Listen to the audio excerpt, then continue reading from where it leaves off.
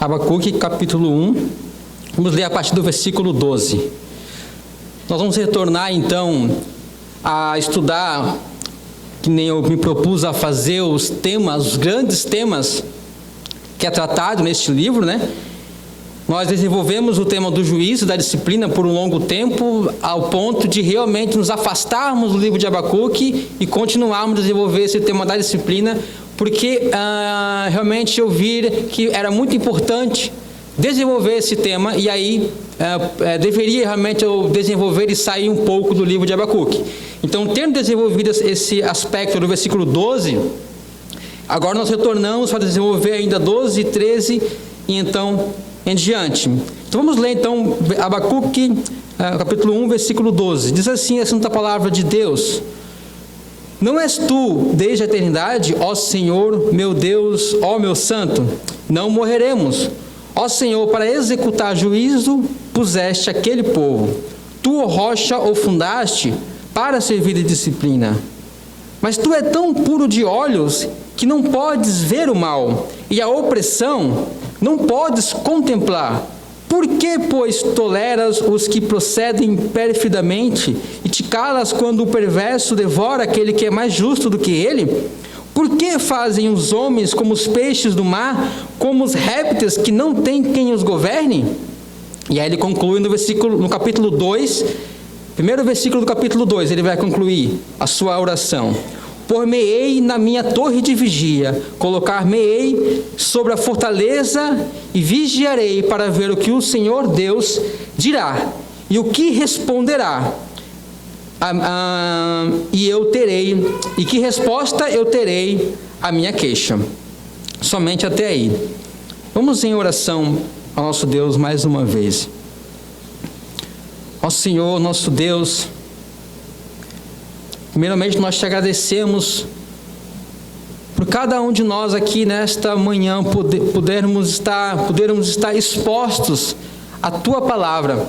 Te agradecemos por cada um de nós podermos ter uma Bíblia, esse registro da tua revelação ao longo dos anos, dos teus grandes feitos, da tua aliança e da tua verdade, palavra para nós aqui hoje.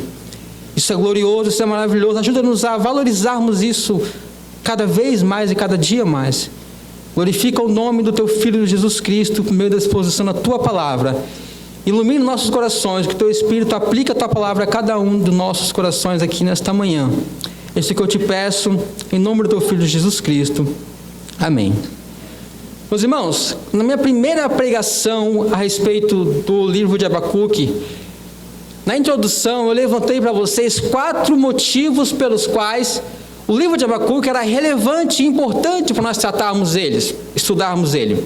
E a quarta motivo que eu coloquei da importância desse livro para nós é que este livro é relevante em relação a como que nós, o povo de Deus, devemos lidar com todas as perplexidades de coisas que vemos em nossa vida e em nosso redor no mundo.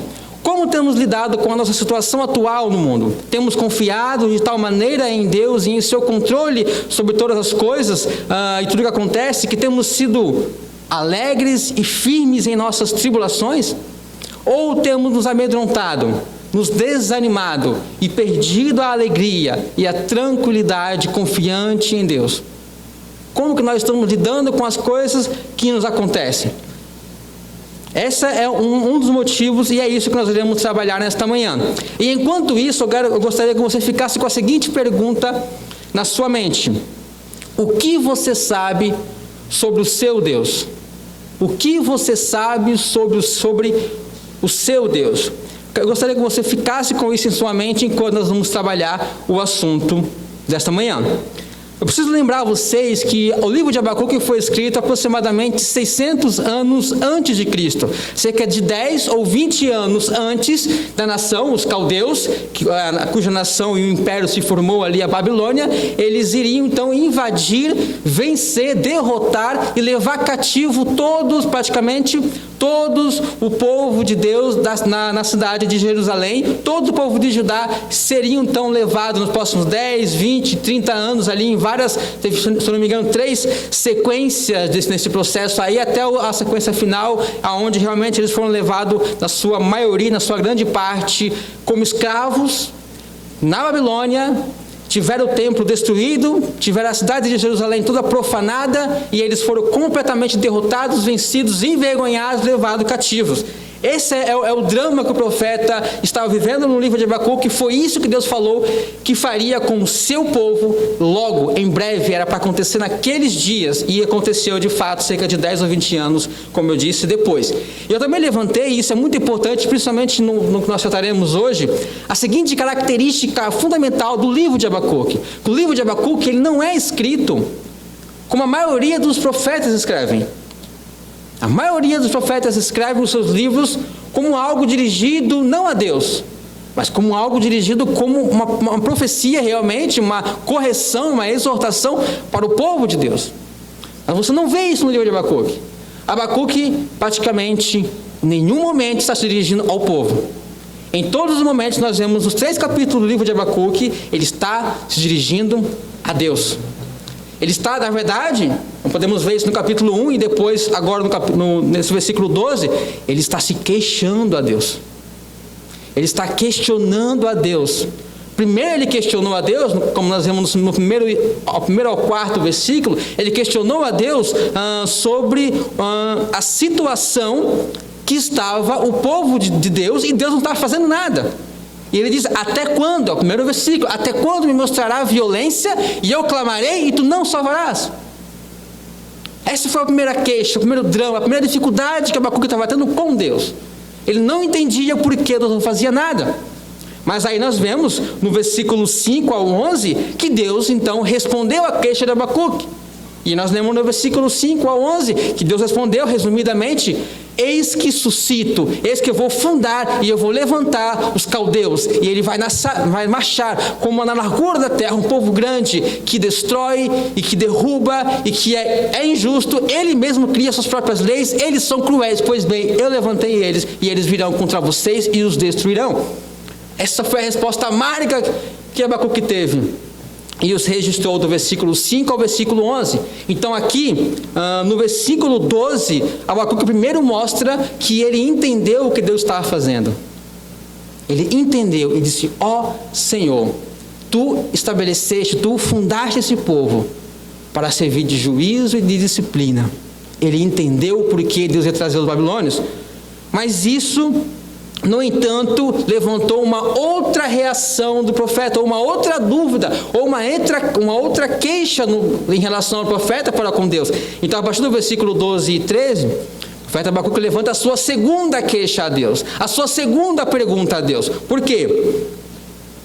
Ele vai dizendo no versículo 3, por quê? Por que toleras os que procedem perfidamente? O profeta está então em sérias dúvidas aqui sobre Deus, sobre a relação de Deus com os perversos. Porque os caldeus eram perversos, mas Deus está dizendo: eu vou levantar eles, eu vou trazer eles, e é eu que estou agindo por meio deles. Mas como assim, Deus? Eles são pecadores, eles são ímpios, eles não são o teu povo. Como assim tu vai usá-los? Sendo eles maus e sendo tu santo, como tu vai usar esse povo? E aí a queixa resumidamente do profeta, que estava dando, o profeta estava ali dando em sua mente, no seu coração, era: como pode um Deus santo usar como seu instrumento de justiça uma nação tão perversa e pecaminosa como os caldeus? Essa era a queixa, esse drama que ele viveu agora, quando Deus respondeu. E aí a questão era então, na mente de Abacuque, e que levanta em nossas mentes, em todos aqueles que leriam o livro de Abacuque, a questão era: Deus realmente faz diferença entre bem e o mal no modo como Ele governa o mundo?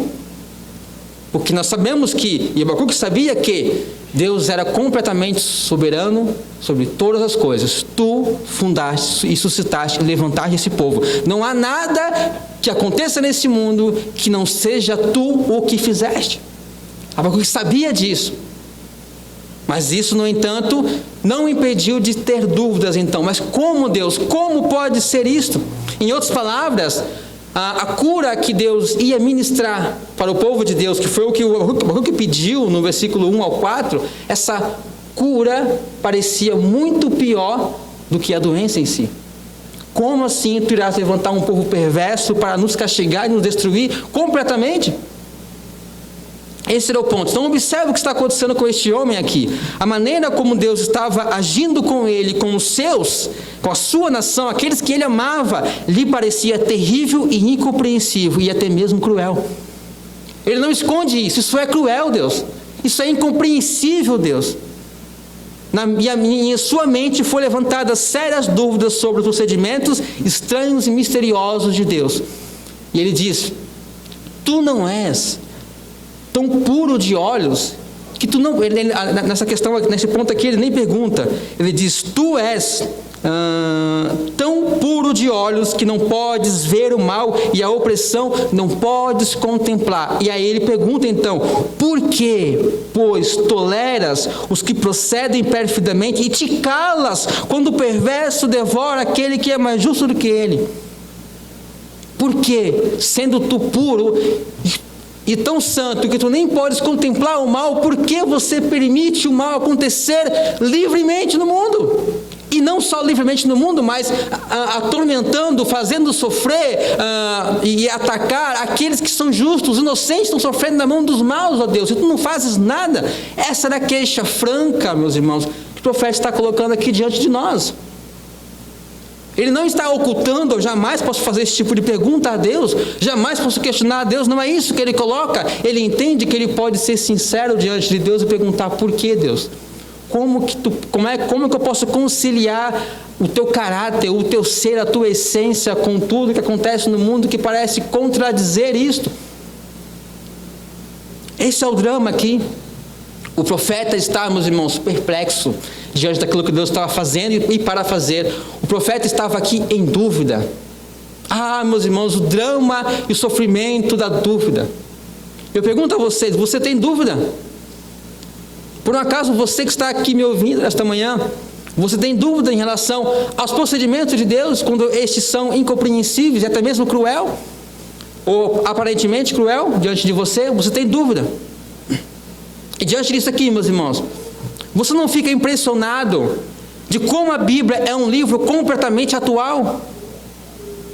Nós estamos lendo um livro que foi escrito cerca de 2.600 anos atrás. No entanto, ele está tratando das questões que os homens de hoje ainda estão levantando diante de Deus com relação à existência de Deus, o procedimento de Deus e as coisas como elas são. Não é verdade? Olha a atualidade desse livro. Olha como ele realmente fala ao nosso tempo. Como ele não é um livro antiquado, como ele não é um livro que realmente foi escrito de acordo com o pensamento dos homens, mas de acordo com o pensamento de Deus, para servir de consolo, exaltação e iluminação para todos os séculos que Deus sabia que viria e que nós precisaríamos dessa luz. Assim como diz o apóstolo Pedro, que nós devemos atentar para os profetas como uma luz que ilumina durante a noite. Esses são os profetas. Aqui está Abacuque nos mostrando, nos revelando um problema que é atual. Porque os homens de hoje não são críticos também e não questionam muitas vezes a maneira como Deus os trata. Não de maneira reverente, como foi o profeta aqui, mas de maneira irreverente. Nós vemos hoje muitos perguntando e questionando os acontecimentos da história e as coisas de ruim que acontecem consigo mesmo e com os outros, perguntando: se Deus existe, como explicar o mal? Se Deus existe, por que Ele não impede que aconteça isso? Por que Ele não impediu que acontecesse isso com aquele que eu amava? Com um filho meu, ou com um parente meu, ou com uma tragédia? Por que Deus não impediu isso se Ele é Deus Todo-Poderoso e Ele é bom? Os homens não questionam, meus irmãos, essas mesmas dúvidas e questionamentos diante de Deus nos dias de hoje? Exatamente. Na verdade, muitos ateus usam somente esse ponto para dizer: eu não posso crer em Deus. Qual ponto? Se Deus existe, como explicar o mal no mundo? Esse é o ponto chave, é a pedra-chave que faz com que muitos homens cheguem para aqui e digam: não posso crer em Deus, não consigo entendê-lo, eu não consigo entender os seus procedimentos, eu não consigo entender por que ele faz o que ele faz, por que ele está se demorando tanto para exercer juízo. Na verdade, será que ele realmente vai exercer esse juízo? Será que ele realmente faz diferença entre bem e mal? E aí eles dizem: eu não posso crer no Deus da Bíblia. Mas a pergunta é: e nós? O povo de Deus? Não ficamos perplexos muitas vezes em relação à maneira como Deus nos trata ou trata aqueles a quem amamos? Pergunto a vocês, pense comigo. Não ficamos perplexos diante da maneira estranha que Deus responde às nossas orações? Sendo sinceros, meus irmãos, não temos ficado decepcionados com Deus muitas vezes? No mínimo, não tem sido levantado em nossas mentes muitas e muitas dúvidas? Agora eu quero que você preste atenção a uma coisa com relação a isso. Você já percebeu que os homens e mulheres na Bíblia eram homens e mulheres cheios de dúvidas? Já percebeu isso? Assim como Abacuque está aqui. Assim como os salmistas viviam drama, sofrimentos e faziam perguntas a Deus. Você pode ler nos Salmos. Assim como Jó, que sofreu amargamente, fazia perguntas a Deus, ficava em dúvidas e não tinha resposta, não sabia por que as coisas eram como eram. Muitos dos homens e mulheres da Bíblia, que você pode dizer: não, os homens e mulheres da Bíblia eram homens e mulheres de fé. Eles não tinham dúvidas, você pode pensar. Você pode achar que ser um homem ou mulher de fé significa não ter nenhuma dúvida, quando na verdade não. O fato, justamente o fato de que eles serem homens e mulheres de fé, não os impediram de sofrer ataques de dúvidas. Pelo contrário, era justamente por meio das dúvidas que eles se tornaram homens e mulheres de fé. Porque, mesmo não entendendo, eles creram. Foi esse o caso de Jó. Está sendo esse o caso de Abacuque aqui. Essa é o resumo da história do povo de Deus, meus irmãos, desde o início. Homens que não entendiam o procedimento de Deus. Olhem para Abraão, olhem para Sara, que riram diante daquilo que Deus disse. Mas, no instante, eles creram em Deus. Creram e confiaram em Deus. Então não é a ausência de dúvidas que fazem homens e mulheres terem fé e confiante em seu Deus, mas é por meio das dúvidas eles triunfam, confiando e crendo e sabendo quem o seu Deus é. É esse, meus irmãos, muitos santos chegarão no céu espantados pelo fato de que eles estão lá, por causa que nem tudo era claro para eles aqui. Mas eles sabiam no Deus que eles criam. Não entendendo tudo, eles confiavam nesse Deus. E isso, como foi o caso de Abraão, lhe foi imputado por justiça. Creram em Deus, confiaram no seu Deus. E isso é o maior sinal daqueles que são filhos de Deus, adotados por Deus. E Deus se compromete com eles, e a eles Deus dá a sua salvação. Essa, no Antigo Testamento, era um modo essencial. E não muda no Novo Testamento. Nós continuamos sendo desafiados por todos os lados, de todas as formas, a nossa fé, aquilo que nós cremos.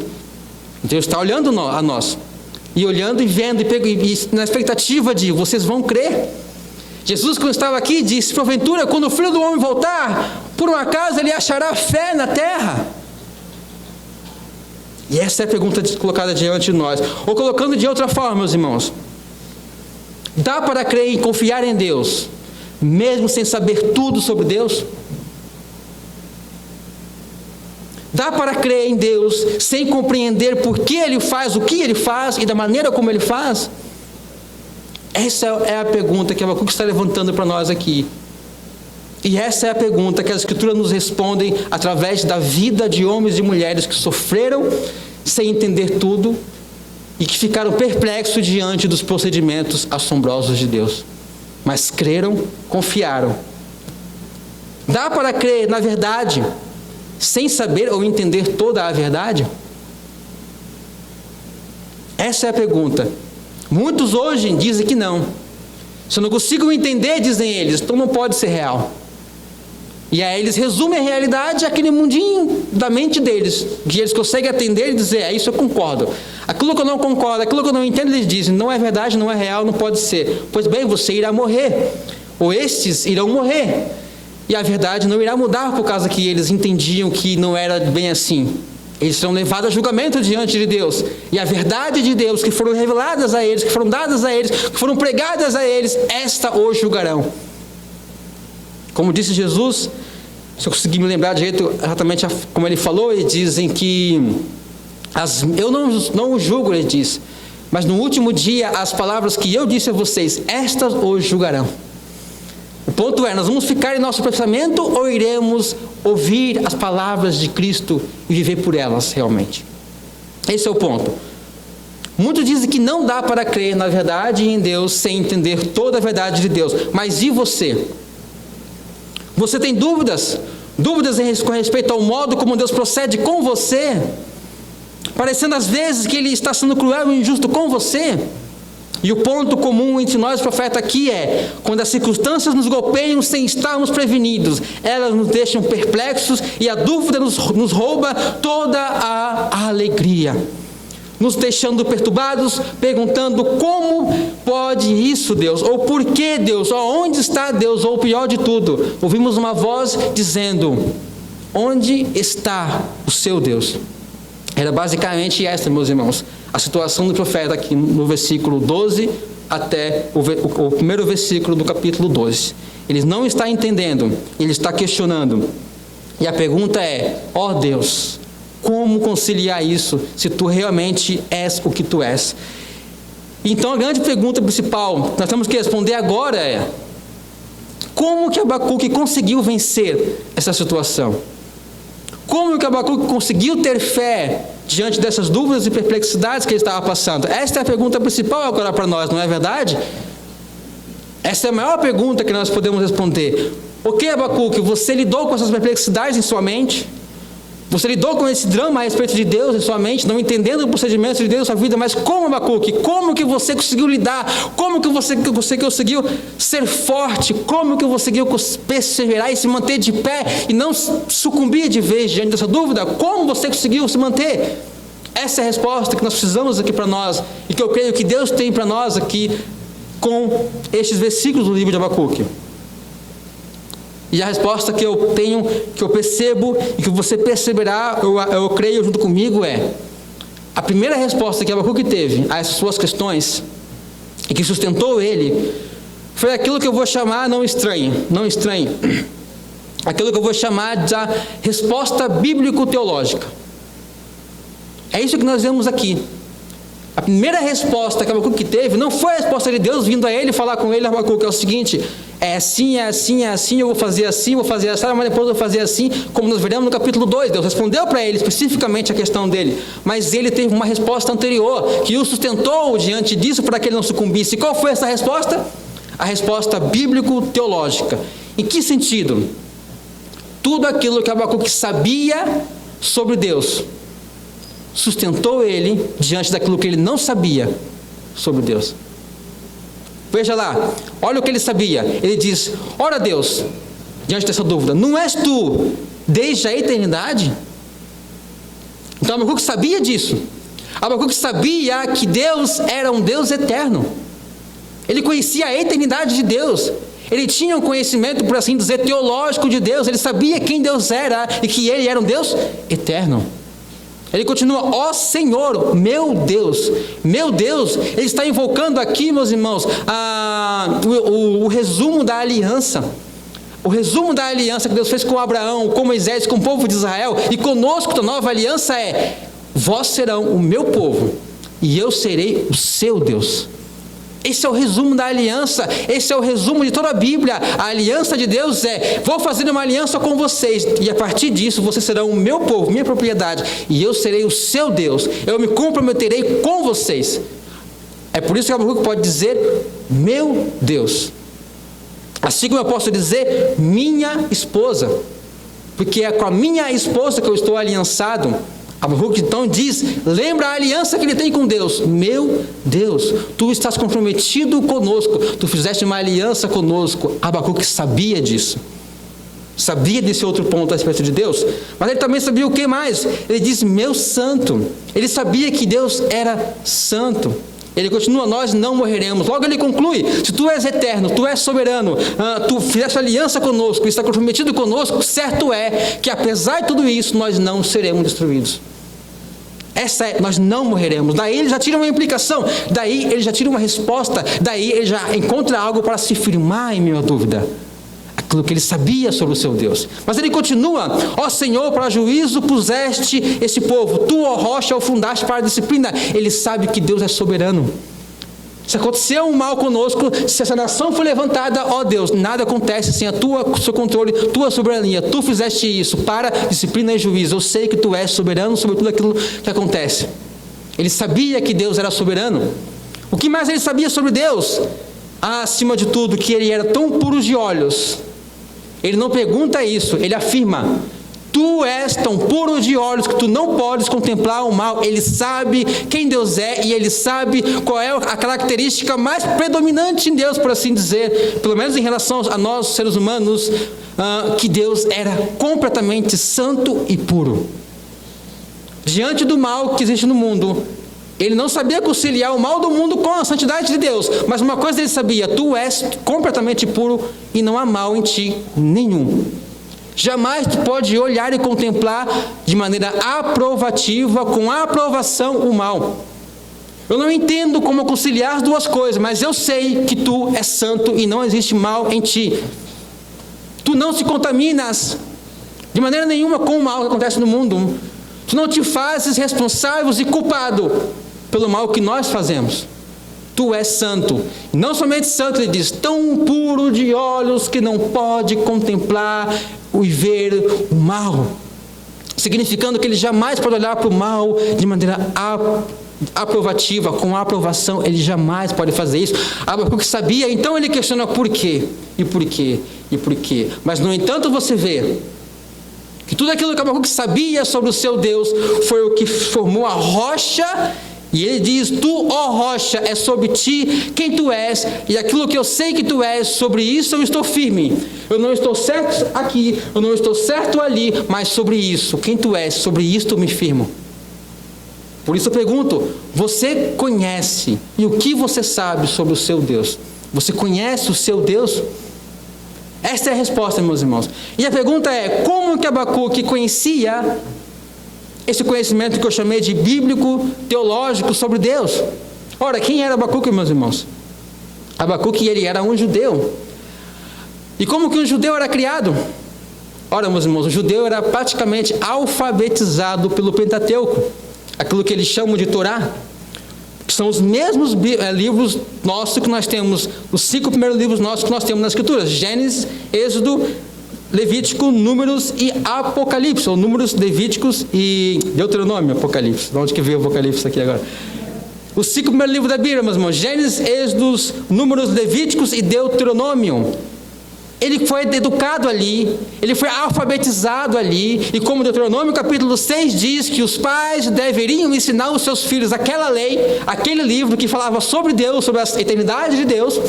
No princípio criou Deus os céus e a terra. Ele não foi criado junto com as coisas, ele foi aquele que já existia e que criou todas as coisas. Ele sabia, e Abacuque foi criado nisso, foi criado de acordo com a sua Bíblia, e como está lá em Deuteronômio 6, os pais eram responsáveis de ensinar os seus filhos, caminhando, levantando, dormindo, em todo o tempo, escrevendo nos umbrais da porta. A casa de um judeu era uivada, era preenchida com as Escrituras. O conhecimento de Deus devia predominar no lar deles, do povo de Deus.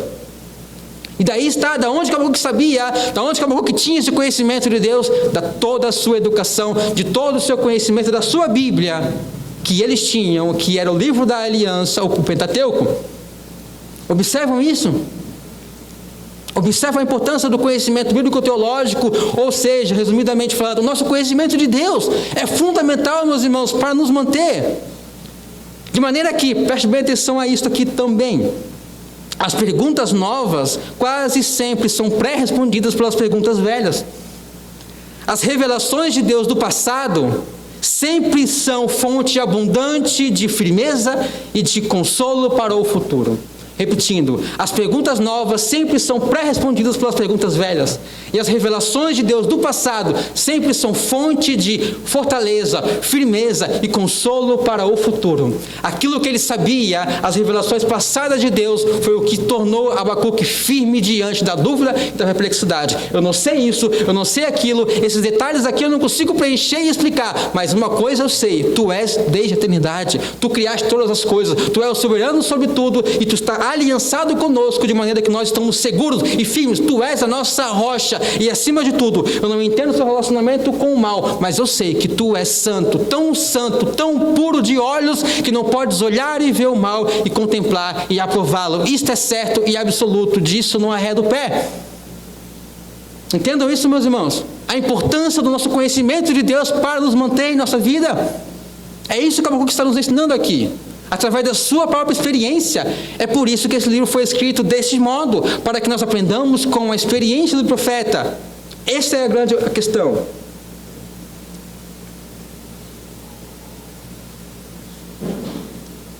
Agora eu queria colocar isso para você diante de uma ilustração, porque eu acho que vai ajudar bastante. Imagina um homem escalando uma montanha, meus irmãos. Ele está há horas, ele está cansado, ele está ofegante, mas ele está escalando uma montanha, está subindo,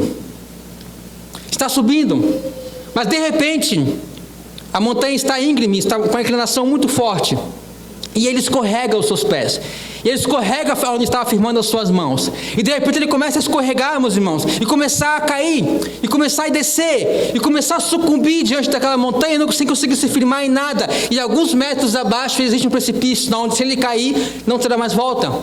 Ele está escorregando ali, ele está caindo. O que ele precisa? Ele precisa subir, na verdade. A meta dele é chegar ao alto da montanha, ao cume da montanha, mas ele está caindo. O que ele precisa para ele conseguir voltar e subir? Ele precisa, meus irmãos, acima de tudo, se vocês concordam comigo, a primeira coisa que ele precisa é encontrar algum lugar para firmar o pé. A primeira coisa que ele precisa não é subir, é parar de cair. Às vezes, meus irmãos, as respostas e as dúvidas que nós estamos tendo diante do procedimento de Deus para conosco, às vezes não vão ser respondidas tão cedo. Mas você precisa pelo menos parar de cair. Você precisa pelo menos encontrar algo para se firmar e dizer, ok, eu estou em dúvida, estou abalado, ou estou caindo, mas aqui isto eu sei, Deus é isso, Deus é eterno, Deus é santo, eu sei em quem eu tenho crido e nisto eu estou parado. E eu não vou continuar caindo, porque se eu continuar caindo será fatal. Será fatal. Essa foi a experiência, por exemplo, do salmista no Salmo 73. Se vocês leem em casa, medita, foi exatamente essa experiência. Ele estava caindo.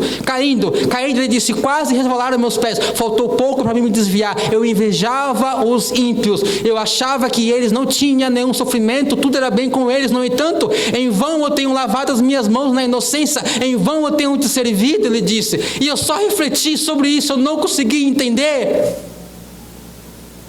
Mas algo aconteceu quando ele entrou no santuário de Deus. Ele disse, então entendi eu o fim dos ímpios. A vida deles pode parecer muito boas, aqui a minha pode parecer muito ruim, mas o fim dos ímpios, mas a glória do fim daqueles que servem a Deus, e isto firmou o seu pé. E aqui é isso que está acontecendo com Abacuque, ele está caindo, ele está sucumbindo mediante a dúvida, mas o que ele acha para firmar o seu pé? Para parar de cair? O seu conhecimento de Deus, meus irmãos. O que ele sabia sobre Deus, ele se agarrou a isso como algo, como uma única esperança de vida para ele não sucumbir de vez. E essa é a resposta para nós, meus irmãos. Aquilo que Abacuque sabia sobre Deus o impediu de continuar escorregando para as profundezas da dúvida e do desespero. E é isso que nos vemos no versículo 12 e 13. O mesmo princípio, meus irmãos, nós podemos ver na experiência de muitos homens da palavra de Deus. Acabei de citar a vocês o salmista do Salmo 73. Leia em casa, leia devocionalmente. É o mesmo princípio que vocês vão ver, que está conversando aqui com o Abacuque, é o mesmo princípio lá. Olha para o caso de Jó. No tempo de Jó, meus irmãos, eu pergunto, quem sofreu mais do que aquele homem no seu tempo? Ninguém. Mas, no entanto, quem era o homem mais justo? Que mais temia Deus naquele tempo? Era ele, era Jó. No entanto, meus irmãos, em um só dia, ele perdeu todas as suas riquezas, foram roubadas, todos os seus filhos foram mortos em um só dia, e até a sua saúde física lhe foi tirada.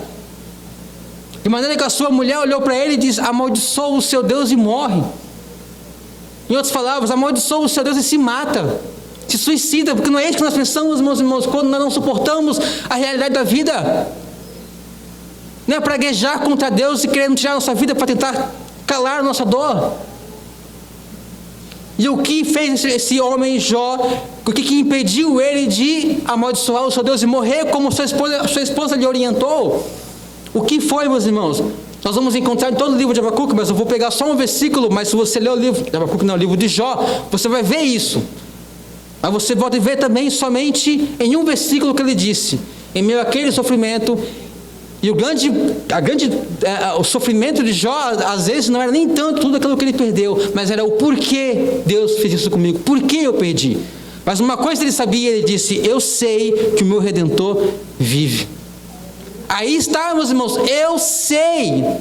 Eu não sei por que Deus fez isso comigo. Eu não entendo o procedimento de Deus. E todos os amigos deles tentando explicar também não fazia ele entender. Mas uma coisa ele sabia e nisso ele se firmava: eu sei que o meu Redentor vive.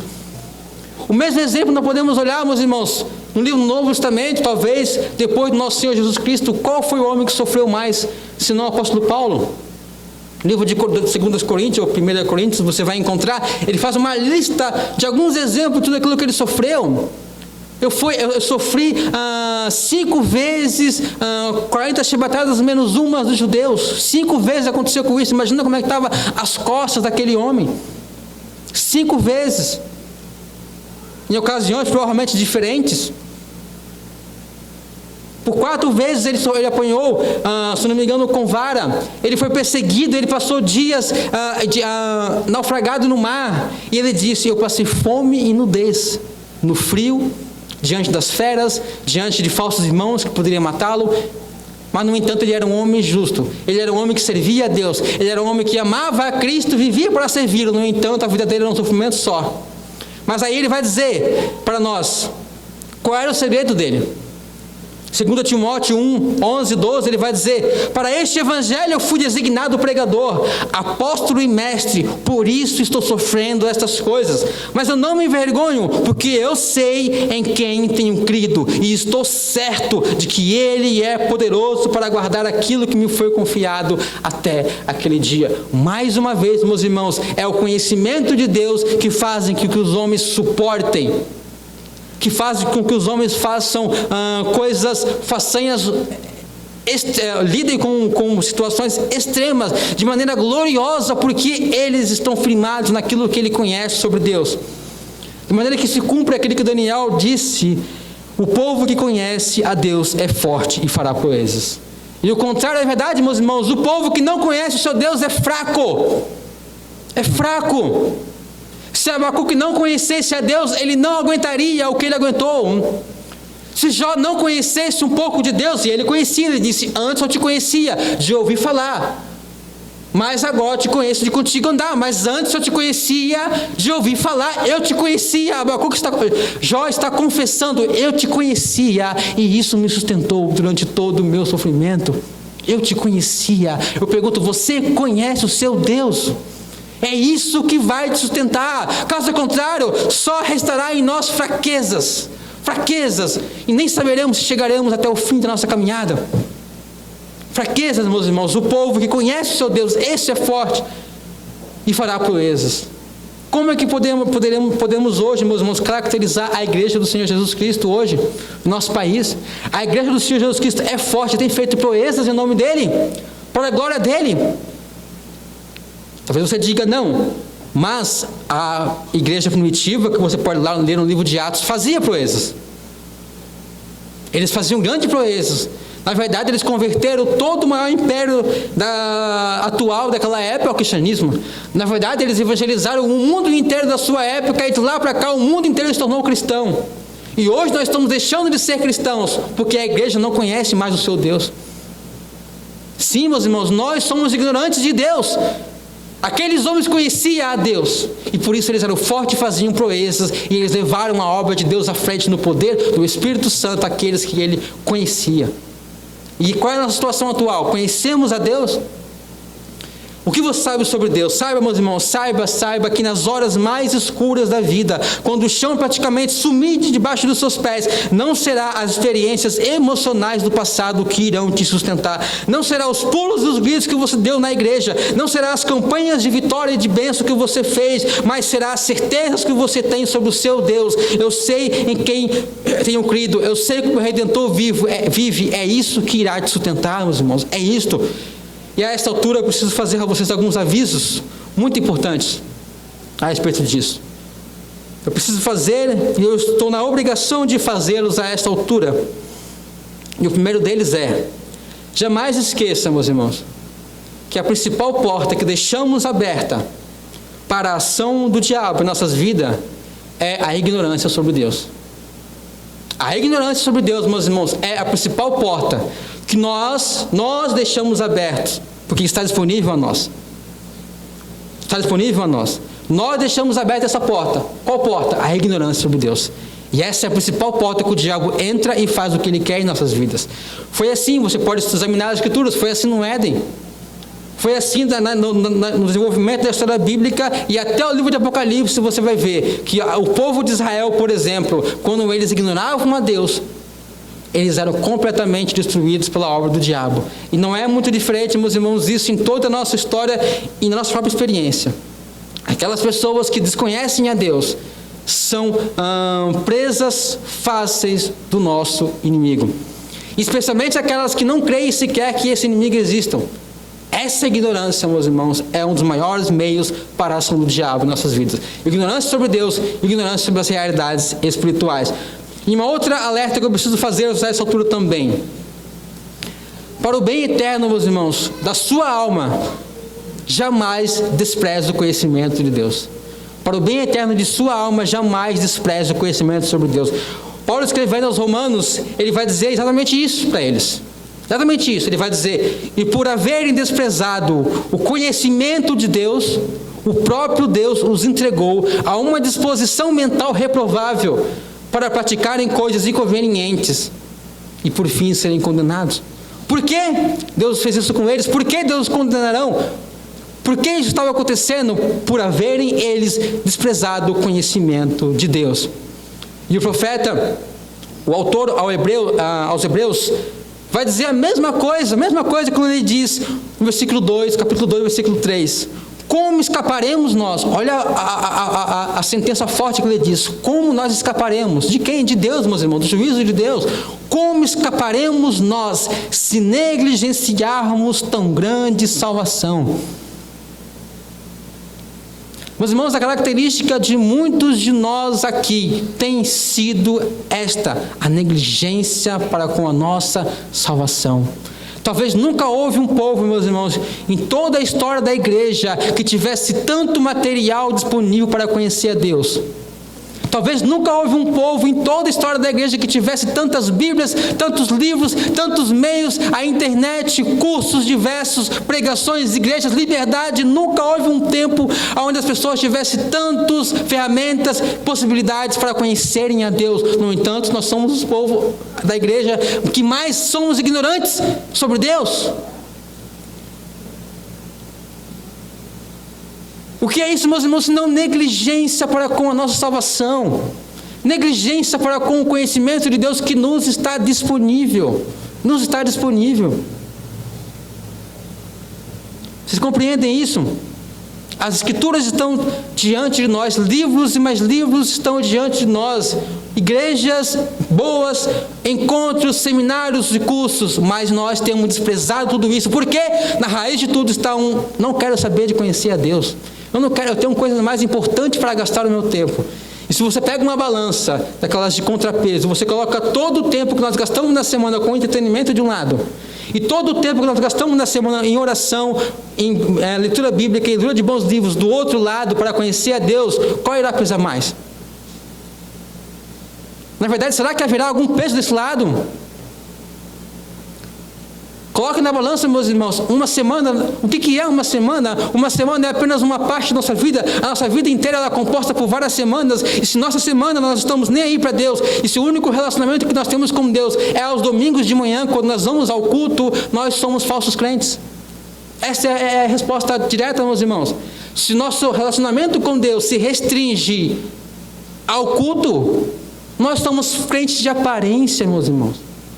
Se todo o tempo que nós temos durante a semana nós gastamos com entretenimento, com séries, com filmes, com descanso, com um monte de coisa, e não queremos saber de buscar a Deus, não queremos gastar tempo em oração, não queremos ler a Bíblia, não queremos ler livros, não queremos estar junto com pessoas que querem falar, conversar e aprender sobre Deus, o que é isso senão, meus irmãos, que nós não conhecemos a Deus e não queremos conhecer, estamos negligenciando e desprezando o conhecimento de Deus que nos está disponível. E aí o profeta Oséias vai resumir tudo isso que eu estou dizendo, quando ele diz: o meu povo está sendo destruído porque lhe faltou o conhecimento. No caso daquele povo, era porque os sacerdotes não estavam lhes ensinando, mas talvez a nossa situação é porque nós mesmos estamos desprezando o ensino que é nos dado, que nos é oferecido, que nos é colocado diante de nós. Negligência, meus irmãos. Se o seu relacionamento com Deus se restringe ao culto, você é um falso crente. Você está condenado, você está em condenação, você está em perigo. E você pode dizer: isso é muito grave, Diego, por que você tem que dizer essas coisas para nós? Meus irmãos, é melhor que você ouça isso aqui enquanto há tempo de converter-se, enquanto há tempo de mudar, do que quando você ouvir isso no último dia, porque é exatamente isso que eles ouvirão. Homens que chegarão convictos, certos: eu sou salvo, eu sou crente, eu estou tudo bem. E Jesus vai dizer para ele, vai dizer: eu jamais conheci vocês, apartai-vos de mim, vós que praticais a iniquidade. Eu não conheço vocês. Por quê? Porque vocês não me conhecem. Vocês nunca se interessaram por mim, vocês amaram a iniquidade de vocês e não quiseram abandonar a iniquidade de vocês para me servir. Apartai-vos de mim. Mas eles estão o quê? Completamente certos e convictos de que está tudo bem com eles e que eles eram salvos. É melhor, meus irmãos, que você ouça isso agora do que você ouvir no último dia, quando não haverá mais esperança. Essa é a grande verdade. C.S. Lewis, grande escritor, ele disse uma coisa que resume isso também. Ele disse: se o cristianismo ele é falso, a ele não deve ser dada nenhuma importância, nenhuma dedicação. Mas se o cristianismo é verdadeiro, ele diz, ele deve ser dado a ele total importância e total dedicação. Mas o que jamais deveria acontecer com ele é de ser dado moderada importância e moderada dedicação. Que é basicamente o que está em Apocalipse, dizendo: olha, porque vocês não são nem frios, nem quentes, mas são mornos, eu vomitar-te-ei da minha boca. Ou vocês não creem em mim, não creem no meu filho e vivem na vida do jeito que vocês quiserem e assumem essas consequências, ou vocês me temem, creem em mim e vivam para mim. Caso contrário, essa mornidão é intolerável e é coisa pior do que você realmente virar as costas. É isso, a mornidão é inconcebível para Deus. Mas, no entanto, meus irmãos, o que nós somos? Se nós examinarmos, cada um examine a si mesmo. Cada um examine a si mesmo. O que nós somos se não mornos?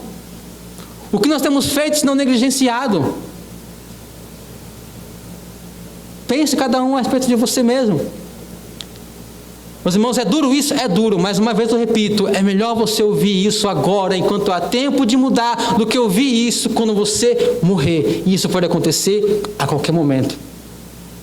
Hoje, meus irmãos, a palavra de Deus diz: se ouvires a sua voz, hoje não endureçais o seu coração.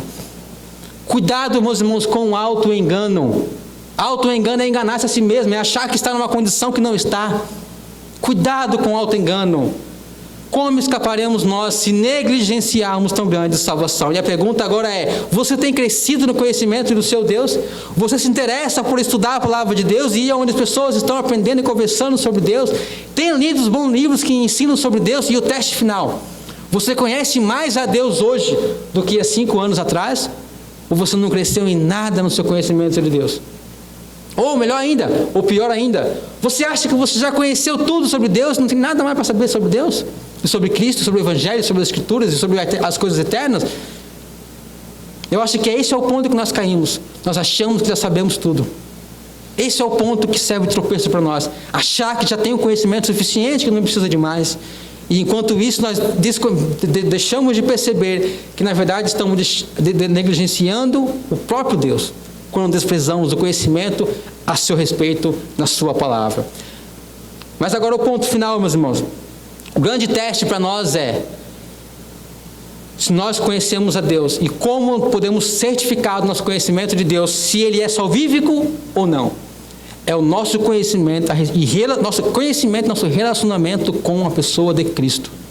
Com a pessoa de Cristo. Porque há um sentido em que o conhecimento bíblico por si só ele não basta. Ele é fundamental, como temos visto, mas especialmente porque ele forma os degraus que leva do fundo escuro de um precipício para o alto iluminado de uma montanha. E é só quando você escala a montanha e chega no seu cume que você enxerga aquilo sobre o qual as Escrituras todas falam. Jesus Cristo, o Filho de Deus, que foi crucificado por nossos pecados na cruz. O que você conhece sobre Cristo? Qual é o seu relacionamento pessoal com Cristo? Você tem esse relacionamento? Você conhece a Cristo? Porque ninguém, meus irmãos, pode conhecer a Deus sem conhecer a Cristo. Porque Deus é invisível, não é verdade? Deus, ele habita em luz inacessível, não é verdade? Mas como que nós podemos ter esse conhecimento? Paulo vai responder para nós. Porque foi Deus mesmo que ordenou: das trevas resplandeça a luz. Pois Ele mesmo resplandeceu em nossos corações para a iluminação do quê? Do conhecimento da glória de Deus. Aonde? Na face de Jesus Cristo. Deus nos ilumina e nos mostra esse conhecimento da glória de Deus na face de Jesus Cristo. Quando eu conheço a Cristo, eu conheço a Deus. Se eu desconheço a Cristo, eu desconheço a Deus. Em um certo dia, um dos discípulos de Cristo fez a pergunta mais importante que qualquer ser humano poderia perguntar. Ele aproveitou aquela ocasião e perguntou. Disse-lhe Filipe: Senhor, mostra-nos o Pai, o que nos basta. Nós queremos conhecer o Pai, queremos ver o Pai, isso nos basta. Isso, Filipe, ele acertou nesse ponto, de que é o conhecimento de Deus que é a coisa mais importante na vida de um ser humano. Isso nos basta. É verdade, Filipe, é isso, só que eu não entendi uma coisa. E aí Jesus continua, respondeu-lhe Jesus: estou há tanto tempo convosco e não me tendes conhecido, Filipe? Quem me vê a mim, vê o Pai. E como dizes tu, mostra-nos o Pai? E aí está essa revelação dada a Filipe, de que Cristo é a imagem de Deus que nós podemos ver. Nós conhecemos a Cristo, através de Cristo nós conheceremos a Deus. E a verdade suprema, meus irmãos, é que só podemos conhecer a Deus realmente por meio da pessoa de Cristo. Quem é Cristo? Quem Ele é? Paulo aos Colossenses diz: Ele é a imagem do Deus invisível, o primogênito sobre toda a criação. Veja o que ele diz, olha como isso é maravilhoso, meus irmãos. Cristo, Ele é a imagem do Deus invisível. Em outras palavras, Ele é a imagem daquele Deus que não tem imagem. Em outras palavras, Cristo é aquilo que você pode conhecer daquele Deus que você não pode conhecer. Você não pode conhecer Deus diretamente, mas o Filho de Deus, o primogênito, revela Ele para nós. Ele é a imagem do Deus invisível. Tu quer conhecer a Deus? Olhe para Cristo. Conheça a Cristo. Ame a Cristo. Siga a Cristo. Ouça a Cristo. Essa é a resposta da palavra de Deus para nós. E o grande, então, resumo disso é que Jesus diz, João diz no capítulo 1, verso 18, ele diz: ninguém jamais viu a Deus. Ninguém jamais viu a Deus. É praticamente o resumo do que Paulo disse. Ninguém jamais viu a Deus. Mas ele continua: o Filho unigênito que está no seio do Pai o manifestou e o revelou a nós. Ninguém jamais viu a Deus, mas o Filho unigênito revela Ele a nós. Portanto, meus irmãos, o grande teste final para saber se você realmente conhece a Deus e em seu conhecimento e relacionamento, está em seu relacionamento e seu conhecimento de Cristo. Você já descobriu a Cristo como seu Salvador? Ninguém, meus irmãos, pode conhecer a Deus sem conhecer a Cristo como seu Senhor e seu Salvador. Não há essa possibilidade, não há outro caminho. Se não, meus irmãos, saiba de uma coisa. Aquilo que Jesus disse em oração ao Pai, Ele disse: e a vida eterna é esta, que te conheçam. Olha, meus irmãos, a vida eterna é esta. Não é uma religião que eu faço, não é uma profissão de fé que eu faço, não é um batismo que eu fiz, não é nada externo que eu faça. O resumo de tudo, e tudo isso torna apenas consequência, o resumo, a essência de tudo, é que a vida eterna é esta, que te conheçam a ti só, por único Deus verdadeiro, e a Jesus Cristo a quem enviaste. Essa é a vida eterna. Se você conhece a Deus, e você conhece o seu Filho Jesus Cristo, você é salvo, e você tem a vida eterna. No entanto, se você não conhece a Deus, e se você não conhece a Jesus Cristo realmente, você está enganado, acha que conhece, você não tem a vida eterna. É isso que ele está dizendo. Em outras palavras, está dizendo, venha a Deus, ele diz, venha a Deus, venha a vida eterna, venha a salvação, venha, ele diz, por meio desse conhecimento que é dado pelo Filho de Deus. E aí, em outras palavras também, toda a obra da salvação, meus irmãos, ou o resumo disso, desse ponto é, toda a obra de salvação de uma pessoa se resume em um conhecimento de Deus e de Cristo como seu Senhor e Salvador.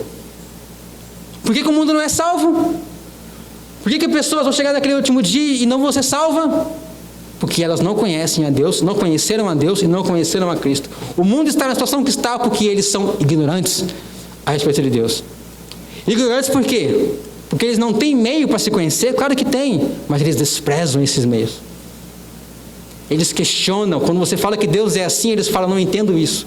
Se eu não entendo, eu não posso aceitar. Se eu não entendo, não pode ser real. Eles rejeitam o conhecimento de Deus. Mas aqui está, meus irmãos, toda a salvação de uma pessoa pode ser resumida como este conhecimento que você tem de Deus e através de Cristo. Eu sou o caminho, a verdade e a vida. Ninguém vai ao Pai, a não ser por mim.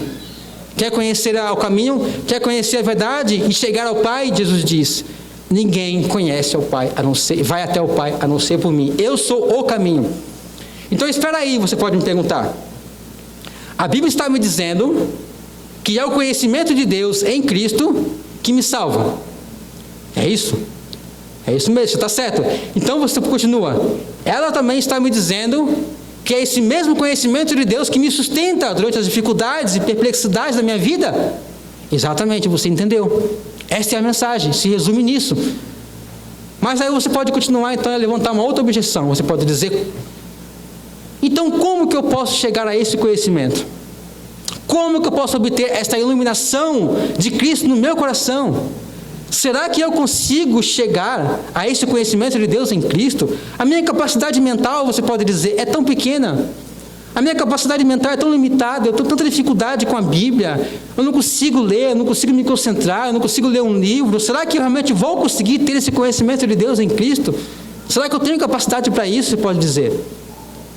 E a resposta, meus irmãos, que a Escritura nos dá isso, é que você pode chegar sim a esse conhecimento salvífico e sustentador de Deus, mas não por causa da sua capacidade, não por causa da sua capacidade mental, e sim por causa da obra iluminadora do Espírito Santo sobre todos aqueles que creem.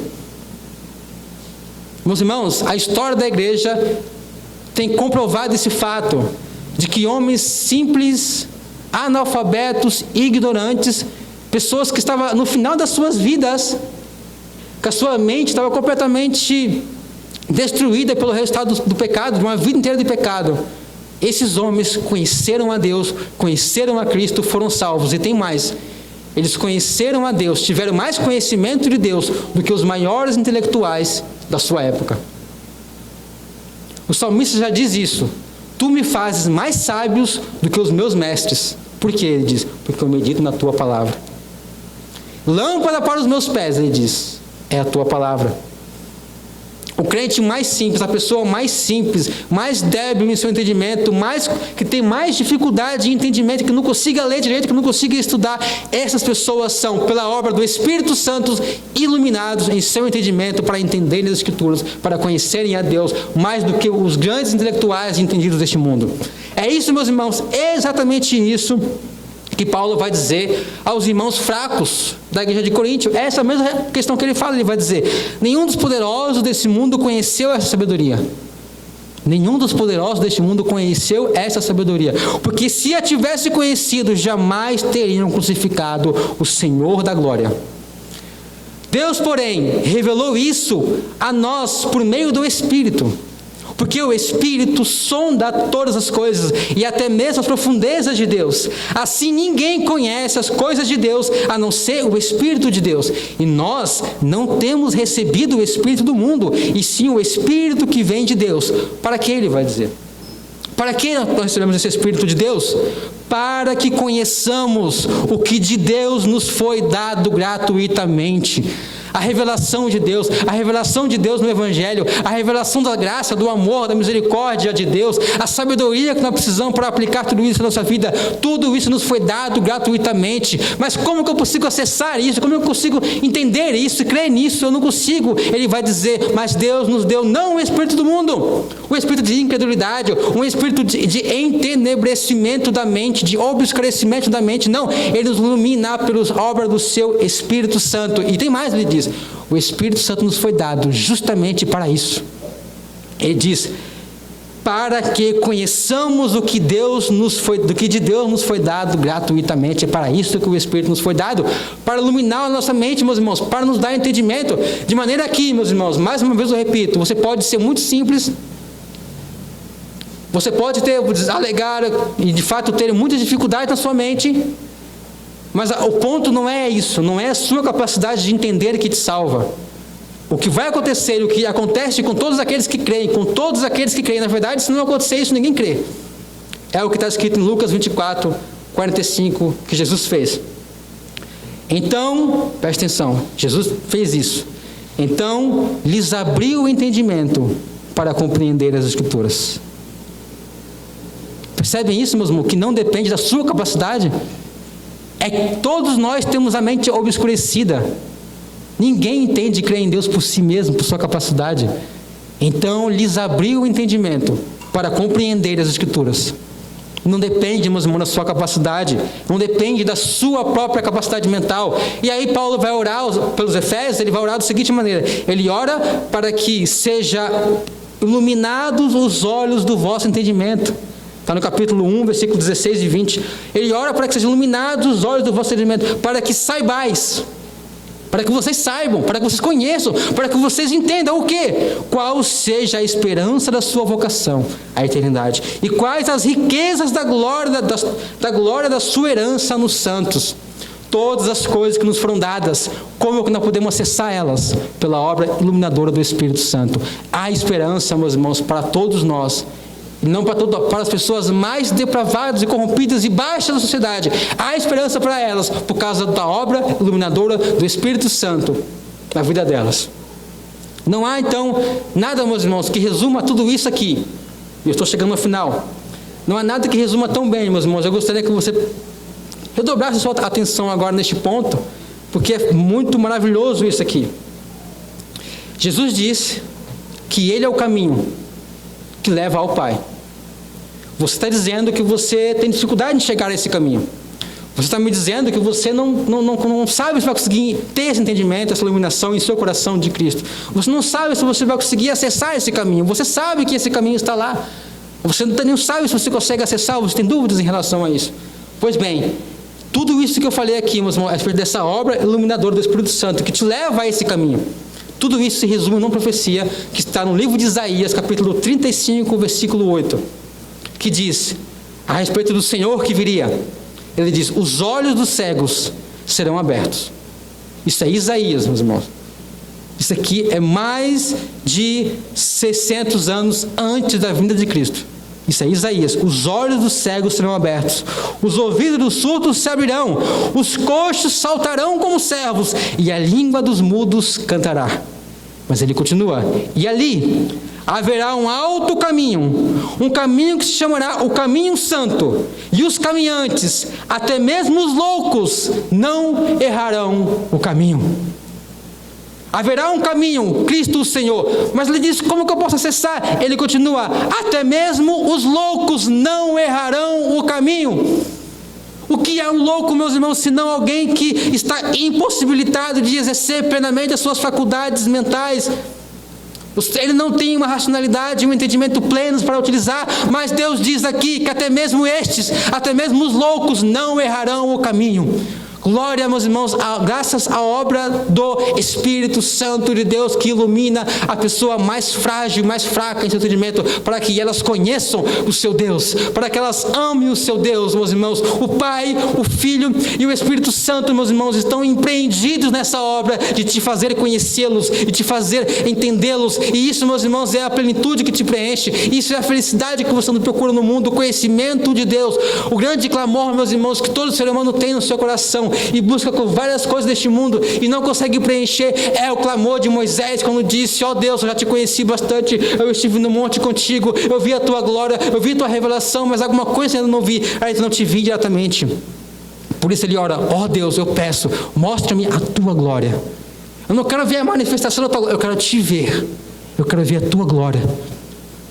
De maneira que, meus irmãos, como o Dr. Martin Lloyd-Jones disse uma certa vez, 99% dos nossos problemas é resultado da nossa ignorância e falta de conhecimento de Deus.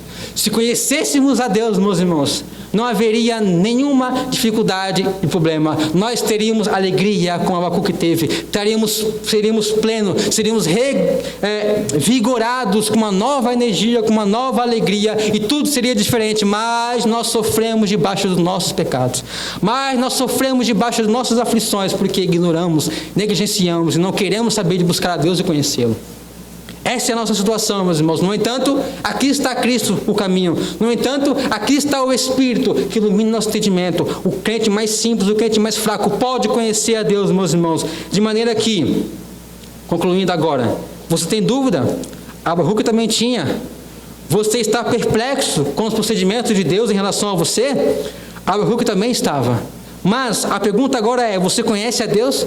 Você crê nele? Ele é o seu tudo? Se você tiver isso, mas eu repito, Deus sendo o seu tudo, você depositando todo o seu tesouro, todo o seu coração nele, se você tiver isso, falta pouco.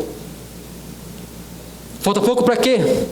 Falta pouco para você poder chegar ao alto da montanha e poder dizer, como Abacuque disse, quando ele chegou no final do seu livro, e dizer juntamente com ele: ainda que a figueira não floresça, nem haja fruto na vide, e o produto da oliveira minta, e os campos não produzam mantimento, todavia eu me alegro no Senhor, exulto no Deus da minha salvação. O Senhor Deus é a minha fortaleza, e faz os meus pés como das costas, e me faz andar em lugares altos.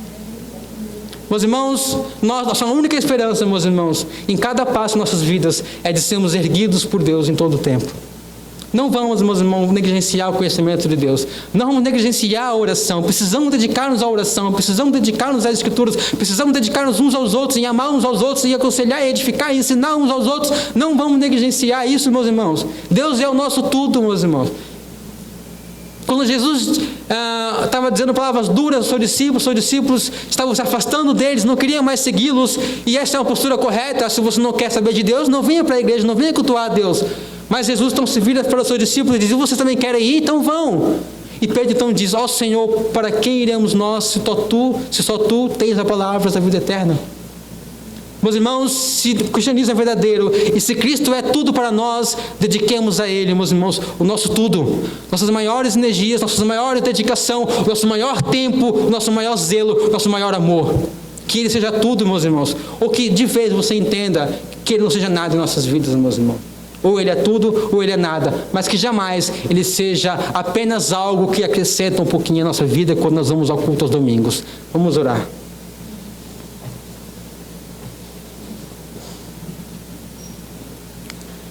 Ó Senhor, nosso Deus e Pai, nós não somos nada, ó Senhor, nós não somos nada para dizermos essas palavras. Somente, Pai, a Tua palavra é a autoridade final.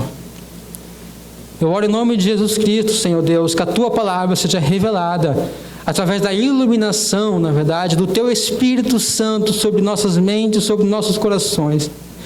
Que o Teu Espírito Santo nos convença do nosso pecado, Senhor. Que o Teu Espírito Santo quebre nossos corações endurecidos. Que o Teu Espírito Santo abra o nosso entendimento para vermos a nossa real condição atual. Nos mostre, nos aponte qual é a porta, qual é o caminho para sairmos dessa situação. Não depende de nós, nós somos fracos. Somos corrompidos pelo pecado, nós não temos capacidade nenhuma em nós mesmos, mas nós confiamos em Teu Santo Filho, Jesus Cristo, nós confiamos em Teu Santo Espírito.